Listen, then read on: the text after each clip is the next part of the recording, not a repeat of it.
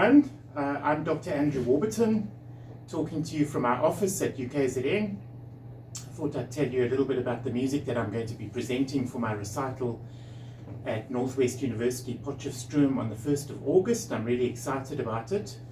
I've never visited Potschefstroom, so it'll be a first for me, so I'm really very looking forward to it. It's a contrasting program of music by Bach and Scarlatti on the one hand from the 18th century, and then by Schubert on the other hand from the 19th century. As you know, Bach and Scarlatti were probably the two greatest keyboard virtuosi from the 18th century. They both knew about each other's works, but they never actually met. Scarlatti was a great traveler. He worked all over Europe, settled down actually working for the King of Spain at the end of his life, but before that he had played all over Europe, whereas Bach was really a much more provincial composer, content to work in various churches throughout the countryside of Germany.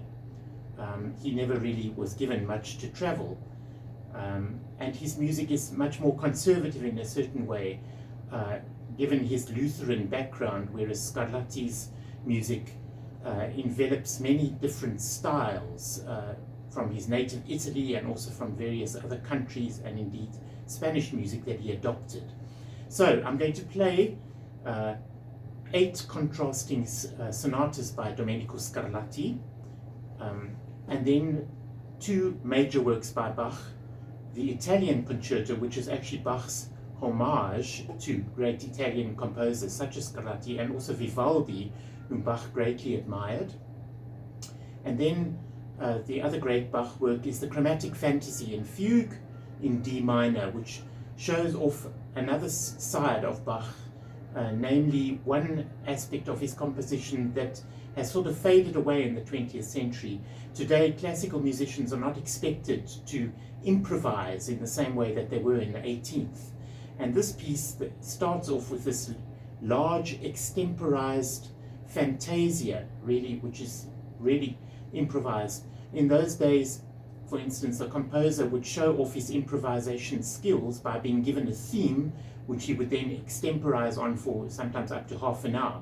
And this is what King Frederick the Great did to Bach when Bach visited Potsdam in 1747.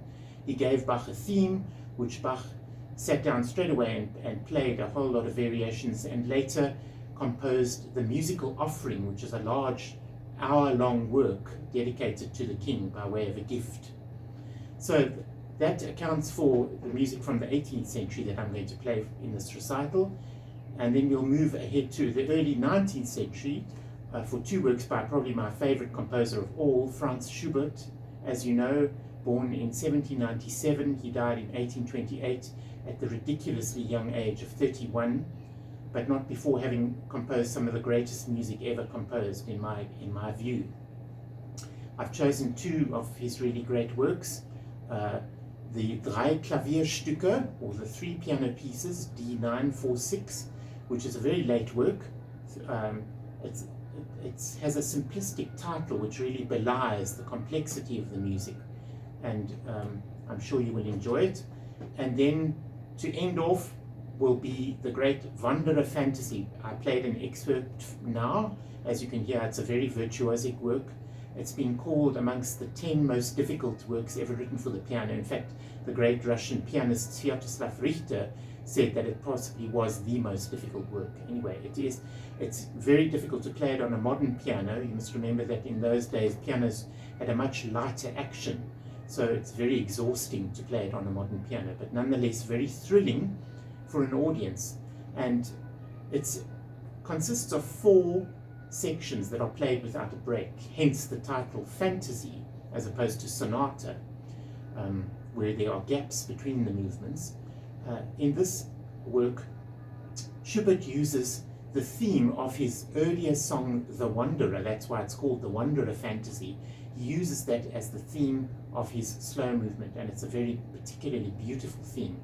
This is not the first time that Schubert had created a large-scale instrumental work using a theme from one of his songs. He did that most famously in his Trout Quintet, where he wrote theme and variations for piano quintet with double bass based on his earlier song Die Forelle, the trout. So I hope this gives you a little voorsmaakie, as hulle sê. My Afrikaans is nie te sleg nie. I'm looking forward to speaking Afrikaans because I do miss it. I used to live in Pretoria, so I miss speaking Afrikaans, so I shall look forward to meeting you all. See you then. Bye-bye.